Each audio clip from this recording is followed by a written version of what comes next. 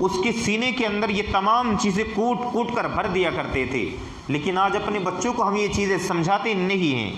آج ہمارا بچہ جیسے ہی غیر مسلم معاشرے کے اندر جاتا ہے تو اس کو یہ فکر ہونے لگتی ہے کہ میرے چہرے پر داڑھی کیوں ہے، میرے نام سے اسلامی شان کیوں جھلک رہی ہے۔ یہ تمام چیزیں اس کے دل کے اندر، یہ وسوسے اس کے دل کے اندر پیدا ہونے لگتے ہیں کہ آخر میں مسلمان کیوں پیدا ہو گیا ہوں۔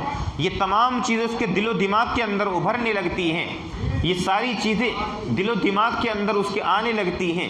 آخر کیوں آ رہی ہیں یہ ساری چیزیں؟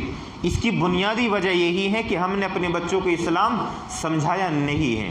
آج ہماری بچیاں جو مرتد ہو رہی ہیں، ان بچیوں کو مرتد ہونے کا یعنی اسلام کے بارے میں نہیں معلوم ہے۔ اگر انہیں اسلام کے بارے میں یقیناً معلوم ہوتا تو وہ حضرت سمیہ کی تاریخ ضرور پڑھتی۔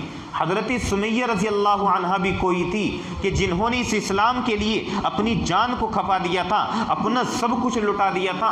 وہ بھی صحابیات ہوا کرتی تھی کہ اپنی جان مال اور اپنے بچوں کو اسلام کے لیے قربان کر دیا کرتی تھی۔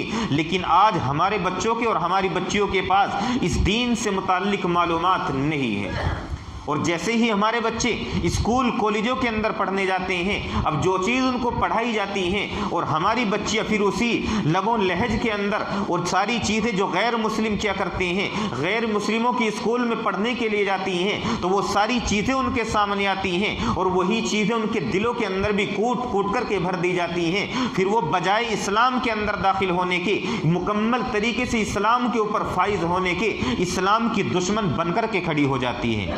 پھر وہ اسلام کو کیا سمجھتی ہیں؟ اپنا دشمن سمجھتی ہیں، اور یہ سمجھتی ہیں کہ اسلام نے میرے اوپر بے شمار پابندیاں لگا کے رکھ دی ہیں۔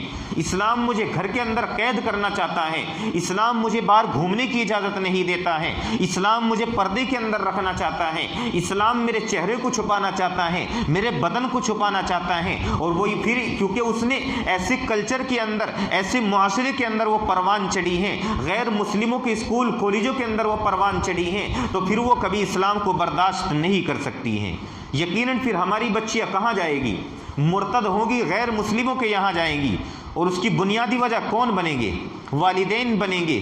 والدین جب یہ ساری چیزیں دیکھیں گے، پھر جب ایک بچی کو غیر مسلم کے ساتھ جاتا ہوا دیکھیں گے، پھر ان سے برداشت نہیں ہو پائے گا۔ پھر باپ آخری نتیجہ کیا ہوگا؟ آخری نتیجہ اس کا نکل کر کے یہ آئے گا، یا تو باپ شرم کی وجہ سے اپنا منہ